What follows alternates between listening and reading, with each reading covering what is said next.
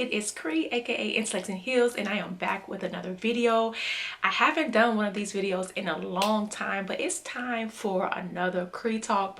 Because I've had some things on my mind regarding this topic, and I wanted to share it with you. To all of my oldies but goodies, thank you for rejoining me. Thank you for coming back to see me. And for all of my newbies, if you love fashion, beauty, faith, and lifestyle, you're going to enjoy this channel. So go ahead and hit that subscribe button and turn on your notifications so you never miss when I upload. I usually upload on Friday at 8 a.m. Let me get that right. Eastern time. Okay, so let's get into this topic that I want to talk to y'all about. Okay, so if you see me looking down a little bit, I have my phone here because I have some notes and I want to make sure I stay on topic and get all the things that I need to say, get those things out, and make sure I get it all out for you guys. Okay, so the topic that we're going to be discussing today is basically how I navigate corporate America as a Christian. And I know a lot of people are so almost afraid of that word these days, and I don't know why. I'm a Christian. I love Jesus. That's just what it is.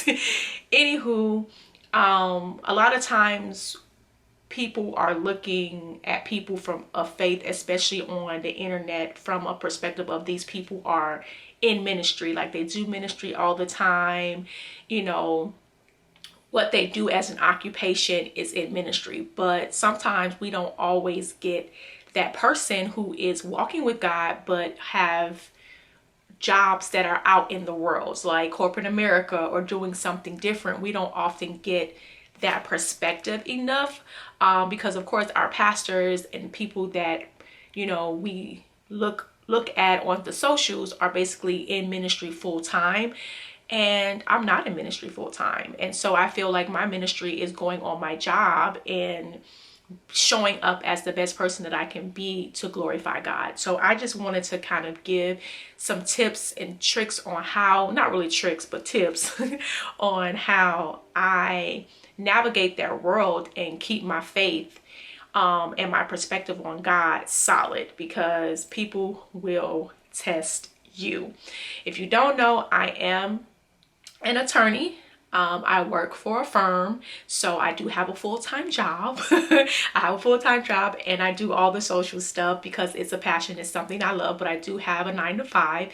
And yeah, so when I go to work every day, I get tested sometimes. And what I found was, number one, most important for me is to make sure that I understand, and what has always been important to me and what I've learned is to make sure I understand my identity, to know who I am in Christ, so nothing that happens can shift that perspective and can shift how I feel about myself. And I think that that has served me so well as I've grown and matured in my walk with God, to know my identity, to be grounded in that and anchored in that, so that when things come, I'm not blown by the wind, because I know I was made in the image of Christ. I know that I'm loved. I know that I am worthy because he made me. And so the word says we are wondrously made. So I walk in that knowing. And so when things come, I don't let people decide for me what my identity is on my job. I don't let people come in and whatever their projections are, whatever their shortcomings are, whatever their insecurities are, make me feel a certain way about who I am because they feel a certain way about who they are. So what I stay anchored in is my identity and my worth, knowing that through my relationship with God. I know that my identity and my worth is not wrapped up in what I do as a career. Like me being an attorney is not my identity. It does not give me, it does not make me better than anyone. It does not make me worthier than anyone else. It's an occupation. It's a career. It's a job that I do. And so I know that my purpose is much bigger than just this job. And so I don't get lost in it. I don't make it my whole entire life. There's so much more to me than just what I do. I'm a sister. I'm an aunt. I'm a daughter. I'm all these other things besides. I'm a friend. I'm all these other things besides being an attorney. And so, but when you wrap your identity into your whole identity into what you do, when you lose that thing, or that thing moves or shifts or pivots, or your life shifts or pivots, you'll get lost in that and you'll lose your sense of self and lose your sense of worth. So I never make my whole identity about my job, about what I do, because my identity is anchored in Christ and anchored in who I know I am in him, and my worth is anchored in who I know in him. And I had to learn that the hard way, because I grew up in a time where it was all about your career and success as far as a career. And so you get your identity and your self-worth wrapped up in this image of who you think you should be for the world. And I had to really unlearn that, to know that. And I've got laid off a couple of times in order to unlearn that and to understand that that's not who I am at my core. And that has served me very well in these corporate streets. Okay. And the next thing is not taking things personal. Man, how I tend to utilize this in my world is grace. Because you never know what other people are going through. You never know what they're facing. So when they come at you a certain way, instead of just taking it as all the time as an attack, you have to see that they may have insecurities. They may have their whole identity, like I said, wrapped up in this job. Their perspective is skewed. They're going through whatever they're going through in their personal lives. So a lot of times when people are coming at you and projecting, they're coming from a place of, no better term is they're coming to you from a place of almost weakness. And so you have to see that. Because if a person is willing to project onto you, a person is willing to treat you unkindly for whatever reason, that's on them. That is a reflection of who they are or whatever they're going through, and not a reflection on you. Because a lot of times when people do certain things or have a certain personality, you're not the only person that they're treating like that. And so you might think in that moment, yeah, they're directing whatever frustration or whatever insecurity or whatever projection at you in that moment. But 9 times out of 10, they're doing that to a lot more people than you. So it's not just about you. And I know sometimes when people frustrate us and when people do things to us, it's hurtful, it's frustrating, it's sometimes anxiety provoking. But we have to understand that a lot of those instances are not about us, they're about the person. So a lot of times I've learned how to let those things just slide off my shoulder, breathe, move on, to understand that whatever it is not about me. Not to say that you can't use your voice, not to say that you should just sit around and let people abuse you or misuse you, but to know that a lot of people are not coming at you from a personal about who you are or your character personally. Sometimes people do attack you personally, but a lot of people, especially in my world where I work remote and I don't see people in the office, people don't necessarily know me, so they don't know me personally to attack me personally.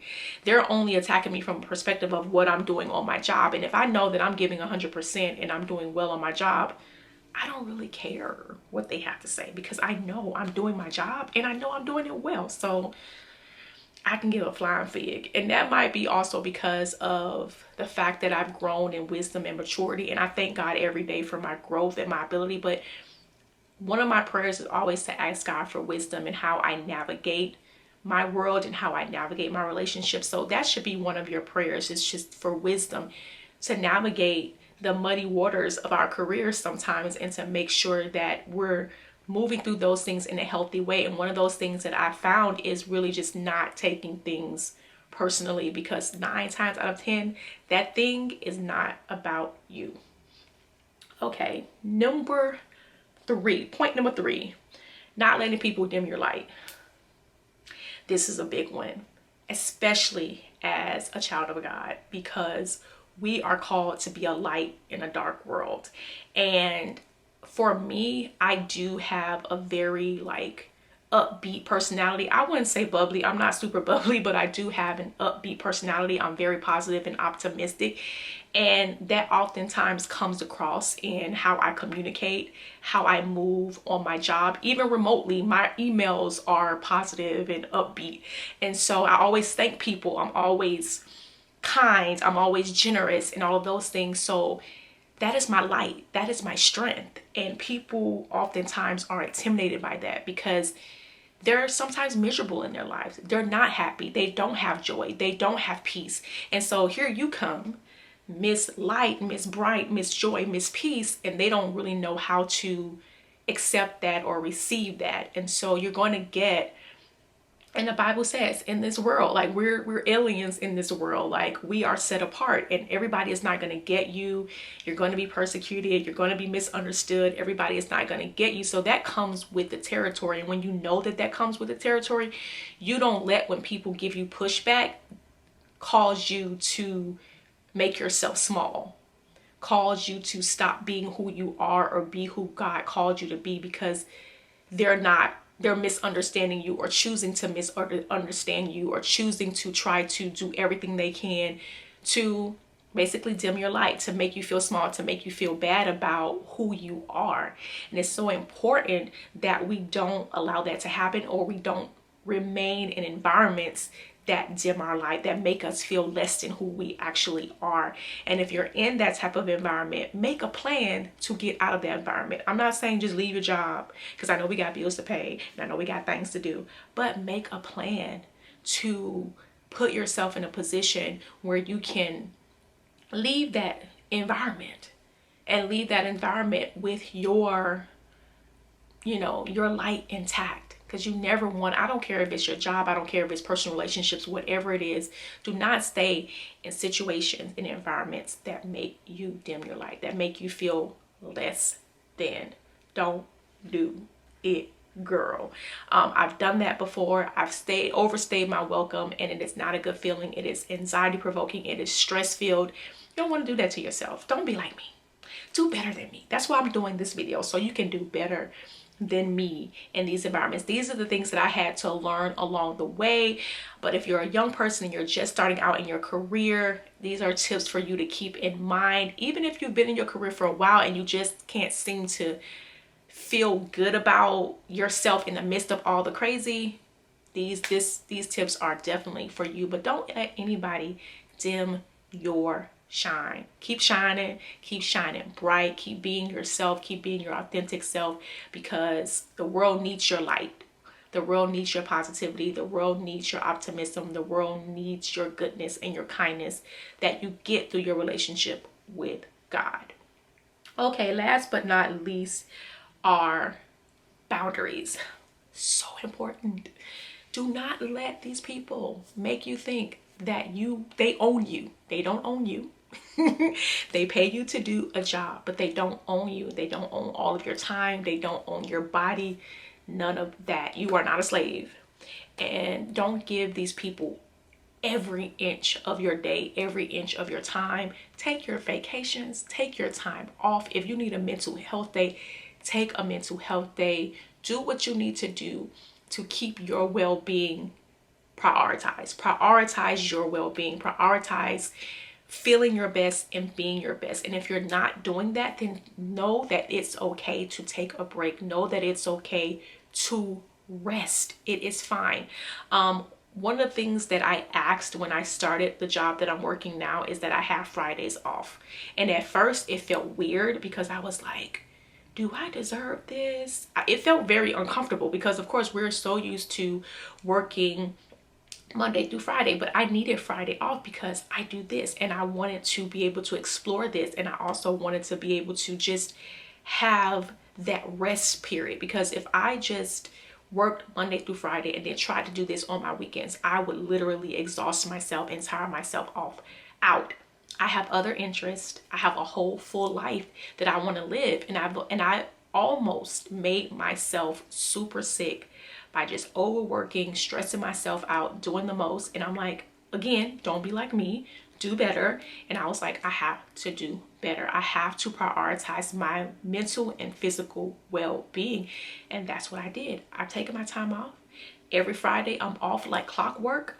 I don't work into the night. I'm not up all times of night. I know how to cut off work when that computer, especially since I work from home, I'm remote, I have to separate it. I have to learn how to shut that computer off, and I'm done for the day. No emails, no calls, no nothing. I'm done. And the one good thing about my job is it is easier to shut it down and shut it off for the day. But at the same time, because like the businesses that we work for, they kind of shut down around the time that we shut down. So I don't usually get a lot of extra after I get off, but it is mandatory for me to shut that part of my brain off and move on with my day and enjoy my life. I also take a lot of breaks during my day.